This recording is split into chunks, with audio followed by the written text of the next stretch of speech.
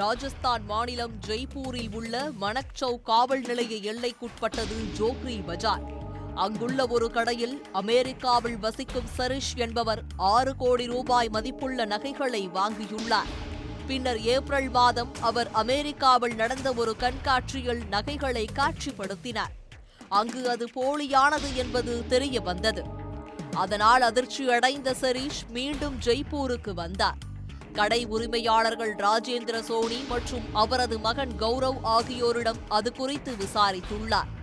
அப்போது சரிஷ் கூறிய குற்றச்சாட்டுகளை நிராகரித்து அவரை திருப்பி அனுப்பிவிட்டனர். இதையடுத்து மனக்சௌ காவல் நிலையத்தில் அமெரிக்க பெண் புகார் அளித்தார். அதனால் உஷாரடைந்த ராஜேந்திர சோனி தரப்பினர் போட்டி புகார் அளித்து அந்த பெண் மீது வழக்கு பதிவு செய்ய வைத்தனர். பாதிக்கப்பட்ட சரிஷ் அமெரிக்க தூதரகத்தை அணுகிறார். தூதரகத்தின் தலையீட்டின் பேரில் ஜெய்ப்பூர் போலீசார் வழக்கு பதிவு செய்து விசாரணை நடத்தினர். அப்போது 300 ரூபாய் மதிப்புள்ள வெள்ளி நகைகளுக்கு தங்க பாலிஷ் போட்டு 6 கோடி ரூபாய்க்கு விற்பனை செய்தது வெளிச்சத்திற்கு வந்தது.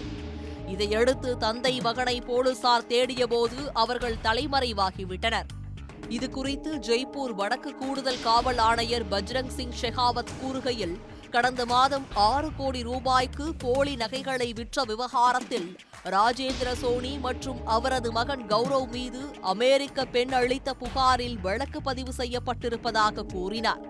மேலும் போலி நகைகள் மீது நம்பகத்தன்மையை ஏற்படுத்தும் வகையில் சான்றிதழ் அளித்த நத் கிஷோர் என்பவர் கைது செய்யப்பட்டதாகவும் தலைமறைவாக உள்ள தந்தை மகனை தேடி வருவதாகவும் தெரிவித்தார்.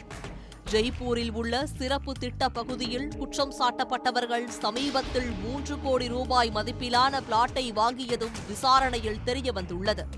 தலைமறைவான குற்றவாளிகளை தேட சிறப்பு குழுக்கள் அமைக்கப்பட்டிருப்பதாக காவல்துறையினர் தெரிவித்துள்ளனர். ஜெய்ப்பூரில் அமெரிக்க பெண்ணிடம் 300 ரூபாய் கூட தேராத வெள்ளி நகைகளை பாலிஷ் செய்து தங்க நகை போல் காட்டி 6 கோடி ரூபாய்க்கு விற்று மோசடி செய்த சம்பவம் அதிர்வலைகளை ஏற்படுத்தியுள்ளது. உடனுக்குடன் செய்திகளை தெரிந்து கொள்ள சன் நியூஸ் பெல் ஐகானை கிளிக் பண்ணுங்க.